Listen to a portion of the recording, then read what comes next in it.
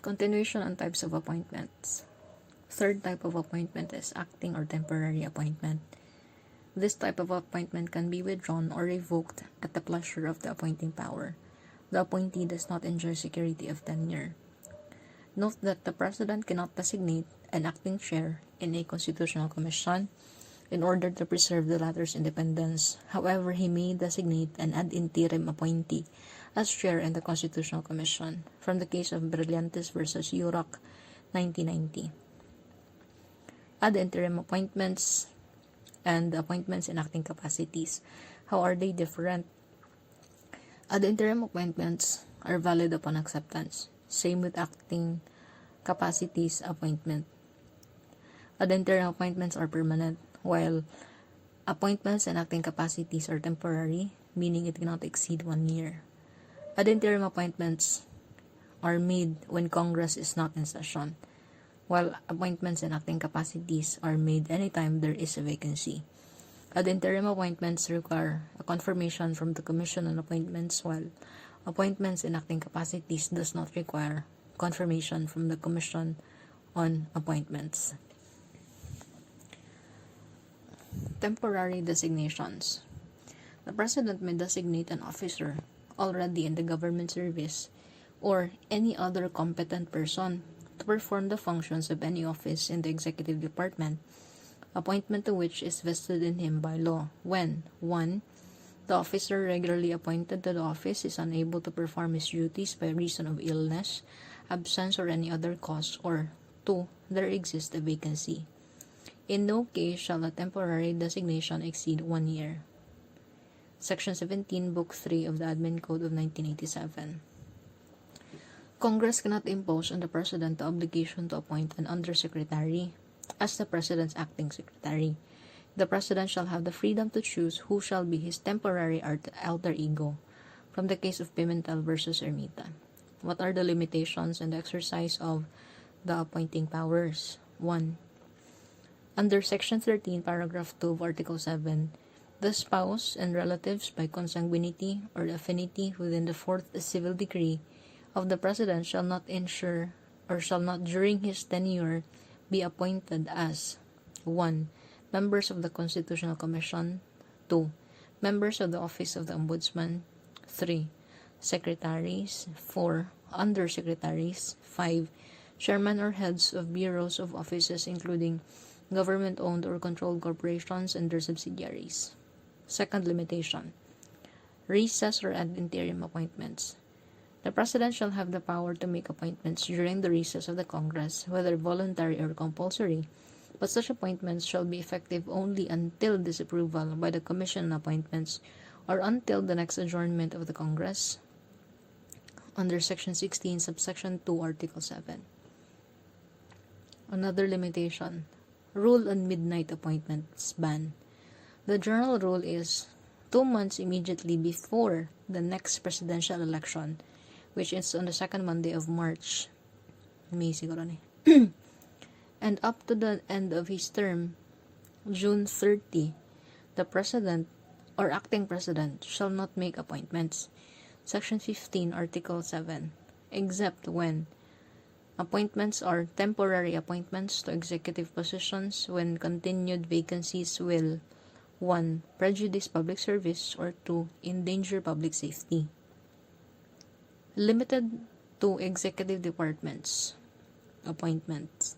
The prohibition against midnight appointment applies only to positions in the executive department. So, ang midnight appointment na ara sa executive department, from the case of De Castro versus GBC 2010. Limited to caretaker capacity. So, if na ay midnight appointment, it is limited to caretaker capacity. While midnight appointments that is made by outgoing President near the end of his term are not illegal, they should be made in the capacity of caretaker.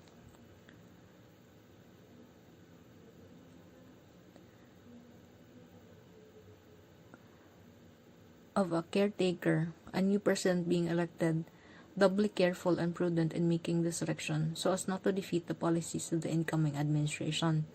Hence, the issuance of 350 appointments in one night and planned induction of all of them a few hours before the inauguration of the new president may be regarded as abuse of presidential prerogatives. From the case of Aitona versus Castillo, 1962. Isa ka nga president. It must be shown that there is regard for the fitness of appointees and the filling up of the few and so spaced. The filling up must be few and so spaced, which indicates that there was deliberate action taken by the appointing power.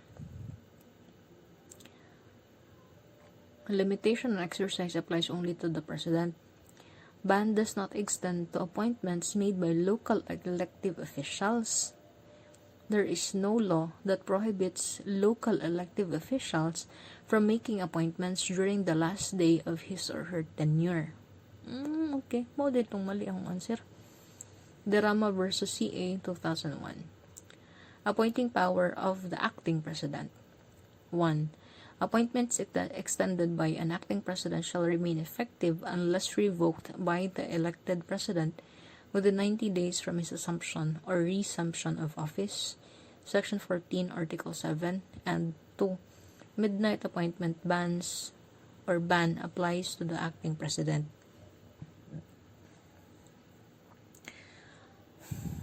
Another executive power, the power of removal. Generally, the power of removal may be implied from the power of appointment. Yeah, naturally. Except when the president cannot remove officials appointed by him, where the Constitution prescribes certain methods for separation of such officers for public service. Example, chairman and commissioners of constitutional commissions who can be removed only by impeachment, or judges who are subject to the disciplinary authority of the Supreme Court. As to career civil service, members of the career civil service who are appointed by the President may be directly disciplined by him, from the case of Villaluz versus Zaldivar, 1964.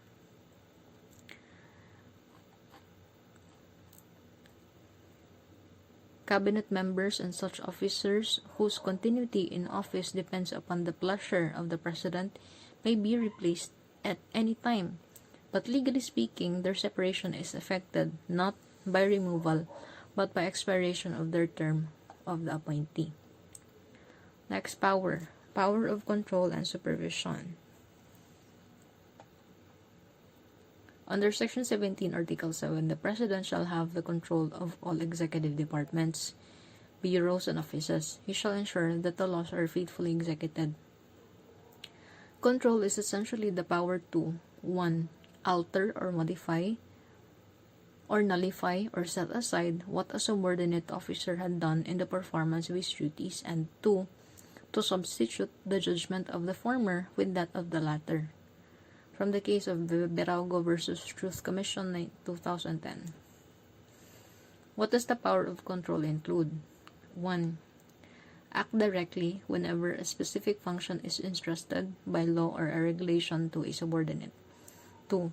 Direct the performance of duty. 3. Restrain the commission of acts. 4. Review, approve, reverse, modify acts and decisions of subordinate officials or units. 5. Determine priorities in the exception of plans and programs. 6.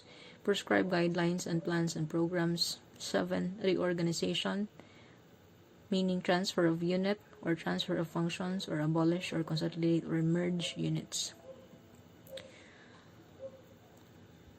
Supervision is the overseeing or the power of the officer to see that subordinate officers perform their duties, and if the latter fail or neglect to fulfill them, then the former may take such action as prescribed by law to make them perform their duties. This does not include the power to overrule their acts if these acts are within their discretion. In relation to local government units or LGUs, supervision includes authority to ensure that LGUs are operating and acting in accordance with the law and not ultra vires. Note that the President's power of control only extends to administrative functions. If it is performing Quasi-judicial functions. The office of the President has no jurisdiction. From the case of Cruz versus Secretary of Environment and Natural Resources, 2000. Under the power of control, the concept of the doctrine of qualified political agency. So, unsa man ni? All different executive and administrative organizations are mere adjuncts of the executive department. This is an adjunct of the doctrine of one executive. Charot. The heads of the various executive departments are assistants and agents of the chief executive, from the case of Villana versus Secretary of Interior, 1939. In regular course of business, acts of executive departments, unless disapproved or reprobated by the chief executive, are presumptively acts of the chief executive, from the case of Free Telephone Workers Union versus Ministry of Labor and Employment, 1989. There's a special class of powers which the President cannot delegate. Example, declaration of martial law, suspension of the privilege of the writ of habeas corpus, executive clemency, among others.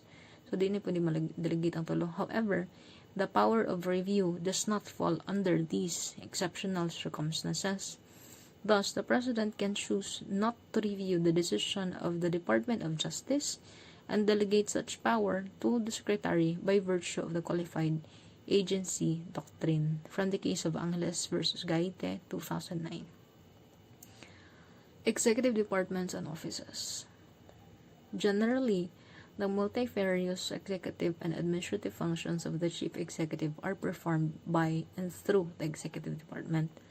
Muna ning doctrine of qualified political agency. Except when cases where the chief executive is required by the Constitution or by law to act in person, or the exigencies of the Constitution of the situation demand that he acts personally. The President may, by executive or administrative order, direct the reorganization of government entities under the executive department. This is also sanctioned under the Constitution, as well as the Admin Code. This recognizes the recurring need of every President to reorganize his or her office to achieve simplicity, economy, and efficiency, in the manner the chief executive deems it fit to carry out presidential directives and policies. From the case of Tondo Medical Employees versus CA, 2007.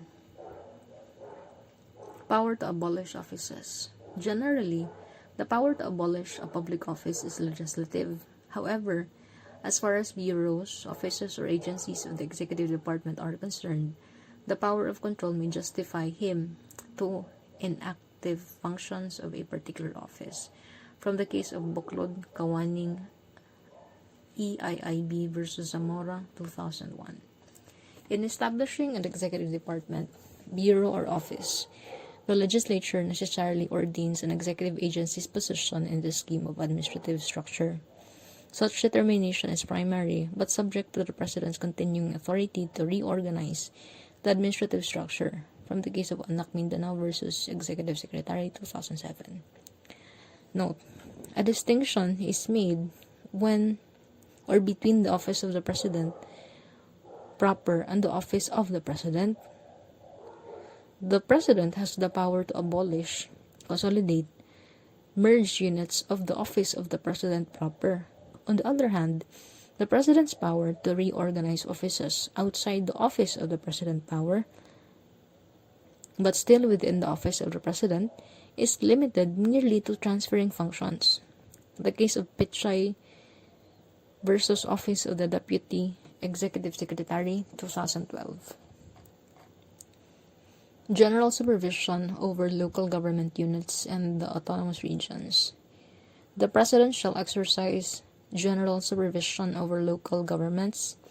Section 4, Article 10. The President shall exercise general supervision over autonomous regions to ensure that laws are faithfully executed. Section 16, Article 10. The President may suspend or remove local officials by virtue of the power delegated to him by Congress through the Local Government Code. The Constitution also places local governments under the general supervision of the President and also allows Congress to ensure to include in the local government code provisions for removal of local officials. From Section 3, Article 10, and case of Guazon versus CA, 1991. Emergency powers. Favorite ni Gloria.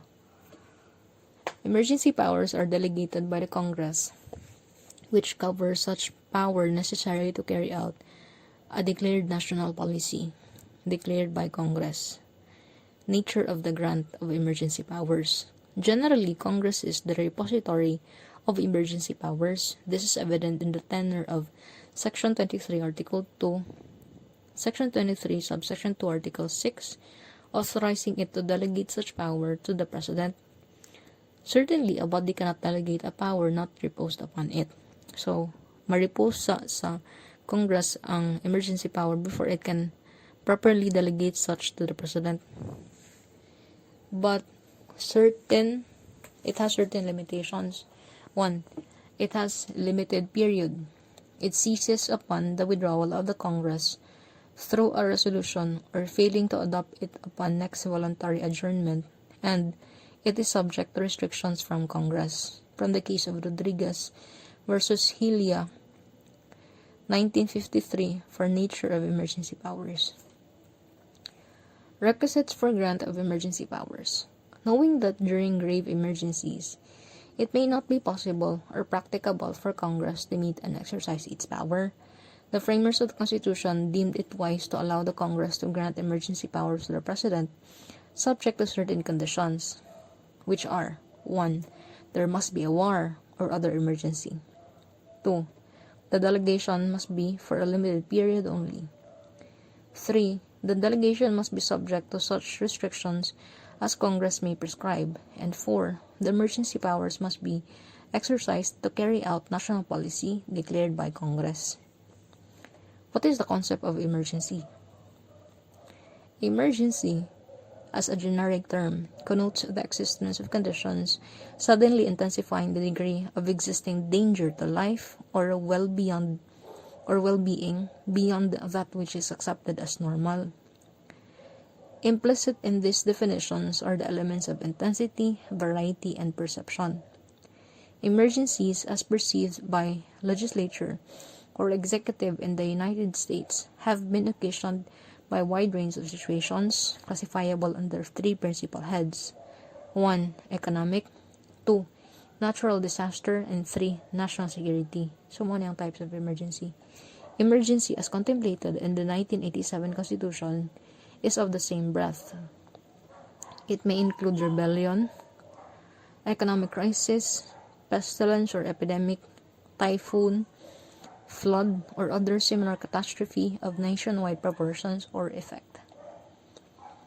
In David versus Macapagal Arroyo 2006, the court made it clear that the Presidential Proclamation 1017, declaring a state of national emergency, was woven out of the calling out power and the take care power of the President, joined with the temporary takeover provision under Section 17, Article 12.